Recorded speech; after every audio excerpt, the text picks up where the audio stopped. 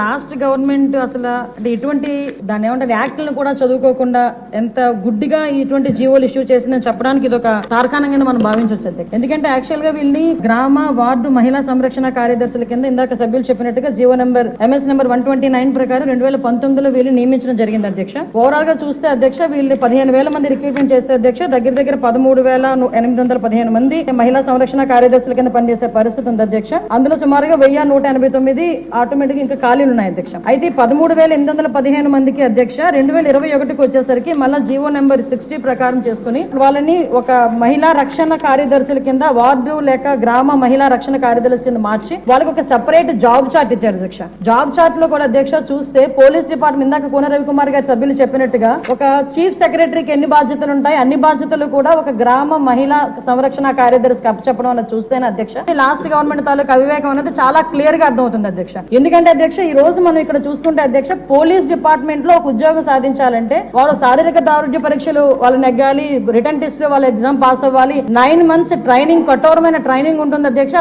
కఠోరమైన ట్రైనింగ్ తర్వాతనే ఆ పోలీస్ కానిస్టేబుల్స్ కింద వాళ్ళు అందరూ కూడా బయటకు వచ్చి పోలీస్ డిపార్ట్మెంట్ వర్క్ చేసే పరిస్థితి ఉంటుంది అధ్యక్ష. కానీ వీళ్ళని మహిళా రక్షణ కార్యదర్శి కింద ఏర్పాటు చేసిన తర్వాత కేవలం 2 వారాలు వాళ్ళకి ట్రైనింగ్ ఇచ్చి ఒకటేమో ఒక వారం పోలీస్ డిపార్ట్మెంట్ వాళ్ళు ఇంకొక వారం ICDS డిపార్ట్మెంట్ వాళ్ళు ట్రైనింగ్ ఇచ్చి ఓవరాల్ చెప్పాలంటే వీళ్ళు గ్రామాల మీద వదిలేశారు అధ్యక్ష. వాళ్ళు పంపించిన తర్వాత కూడా వాళ్ళకి ఇష్టాలు కూడా గ్రహించకుండా పోలీస్ డ్రెస్ కూడా వాళ్ళకి వేయడానికి ఇంచుమించుగా పోలీస్ యూనిఫామ్ కూడా వాళ్ళకి వేయాలి అని చెప్పి వాళ్ళు రిస్ట్రిక్ట్ చేస్తే వాళ్ళు కూడా దానికి భయపడి బాధపడి చాలా మంది కోర్టులకు వెళ్ళిన సందర్భాలు కూడా ఉన్నాయి అధ్యక్ష. ఈ రోజు కోర్టులో దగ్గర 7 రిట్ పిటిషన్లు మహిళా కార్యదర్శికి సంబంధించి ఆ పోలీస్ డ్రెస్ విషయంలోని కానీ వీళ్ళు జాబ్ చార్ట్ ఒక అవగాహన లేకుండా డబ్బులు ఇచ్చుకుని పెట్టుకున్నాడు కదా. ఆ మేధావులందరూ కలిపి ఆల్రెడీ 12,000 మంది వీళ్ళు పనిచేస్తున్నారు కదా, వీళ్ళని మనం పోలీసుల కింద కన్వర్ట్ చేసేస్తే వాటిని తగ్గించి వచ్చని ఒక ఉచిత సలహా పడేశారు అధ్యక్ష. దానికి వెనకాతలు ఒక పోలీస్ డిపార్ట్మెంట్ మీద ఒక అవగాహన, పోలీస్ రిక్రూట్మెంట్ మీద ఒక అవగాహన, వాళ్ళ తాలూకా జాబ్ చార్ట్ మీద ఒక అవగాహన ఉండుంటే ఇలాంటి పని చేసి ఉండేవారు కాదు అధ్యక్ష. ఈ రోజు వీళ్ళ పరిస్థితి ఏమైపోయిందంటే వీళ్ళు వెళ్ళి రిపోర్ట్ చేయాల్సింది గ్రామ సెక్రటరీకి రిపోర్ట్ చేయాలి.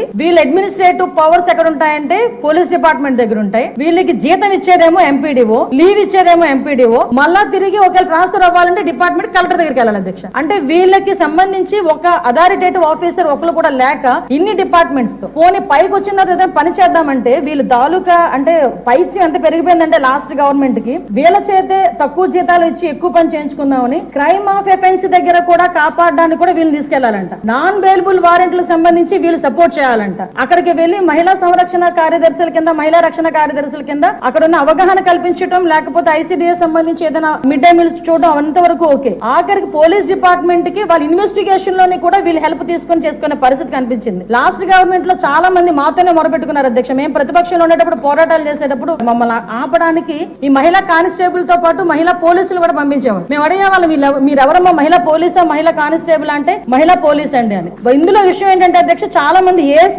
అయిపోయిన వాళ్ళు ఉన్నారు. మళ్ళీ ఇంకోటి ఏంటంటే MTechలు BTechలు చేసుకుని కొంతమంది ఫ్యామిలీస్ పోలీస్ డిపార్ట్మెంట్ లోకి కొంతమంది యాక్సెప్ట్ చేస్తారు, కొంతమంది యాక్సెప్ట్ చేయకపోతారు. ఇలాంటి సిచ్యువేషన్స్ అన్నింటిలోని కూడా ఈ రోజు వీళ్ళు పడుతున్న బాధ అధ్యక్ష వర్ణనాతీతం. ఇంకొకటి ఇందులో కొసమేర్పు ఏంటంటే ఎన్నో సంవత్సరాల కానిస్టేబుల్ కింద చేస్తే హెడ్ కానిస్టేబుల్ ప్రమోషన్ వస్తుంది. హెడ్ కానిస్టేబుల్ దగ్గర నుంచి ఒక ASI, SI, CA ర్యాంక్ వరకు వెళ్తారు. వీళ్ళు ఎటువంటి రిక్రూట్మెంట్ లేదు, ఎటువంటి శారీరక దృఢ పరీక్షలు లేవు, ఎటువంటి రిటర్న్ టెస్టులు లేవు, ఎటువంటి ట్రైనింగ్స్ లేవు. వీళ్ళకి కూడా మహిళా పోలీస్ దగ్గర నుంచి అప్ టు ఇన్స్పెక్టర్ వరకు కూడా వీళ్ళకి కూడా ఒక ప్రమోషన్ జాబ్ చార్ట్ ఇచ్చేసి ఒక జీవో కూడా రిలీజ్ చేశారు అధ్యక్ష. అప్పుడు మనందరం అనుకునే వాళ్ళం తొగ్లక్ పరిపాలన దానికి ఇది ప్రత్యేక సాక్ష్యం కింద మనం ఈ మహిళా రక్షణ కార్యదర్శుల గురించి చూడాలంటే ఇది మనం చెప్పుకోవచ్చు అధ్యక్ష. ఇన్ని రకాలుగా వీళ్ళు చేసిన అధ్యక్ష వీళ్ళకి ఏంటంటే అధ్యక్ష ఎస్కార్ డ్యూటీలు, బందోబస్తు డ్యూటీలు, వాళ్ళు అక్కడికి వచ్చి ఏడ్చేవారు అధ్యక్ష. ప్రస్తుతం చాలా మంది మేము వచ్చిన తర్వాత కూడా ఇప్పుడు ఈ విషయంలోనే గౌరవ సభ్యులందరూ కూడా చెప్పడం జరిగింది. వీళ్ళు పోలీస్ డిపార్ట్మెంట్ కి సంబంధించిన వాళ్ళ కింద ఉంచాలా లేకపోతే ICDS లో మనం పంపించుకోవాలా, వేరే ఎవరికైనా ఏదైనా జాబ్ చార్ట్ ఇచ్చి సపరేట్ గా వీళ్ళు ఏదైనా మనం చేయాలా అనేది ఆలోచన చేసుకోవడానికి ఒక సుదీర్ఘమైన చర్చ అయితే జరగాలి అధ్యక్ష. మేము చర్చిస్తాం అధ్యక్ష. నా అప్పీల్ ఏంటంటే ఇక్కడ గౌరవ సభ్యులందరూ ఉన్నారు, గౌరవ సభ్యులందరూ కూడా ఈ విషయంలోనే మనందరికీ కూడా అవగాహన ఉంది. ఈ గౌరవ సభ్యులందరూ కూడా ఈ విషయంలో ఈ మహిళా కార్యదర్శుల విషయంలో మనం ఏం చేస్తే వాళ్ళ సేవలు వినియోగించుకునేటట్టుగా ఉంటుందో గౌరవ సభ్యులు ఎవరైనా లిఖిత పూర్వకంగా మాకు సూచనలు సలహాలు ఇచ్చినా దాన్ని బేస్ చేసుకుని అదే విధంగా మనం డిపార్ట్మెంట్ వాళ్ళతో కూడా చర్చించి దీని మీద నిర్ణయం తీసుకుని యాజ్ ఎర్లీ యాజ్ పాసిబుల్ మహిళా సంరక్షణ కార్యదర్శులకి ఒక జాబ్ చార్ట్ ఇస్తామని చెప్పి మీ ద్వారా సభకు తెలియజేసుకుంటున్నాను అధ్యక్ష.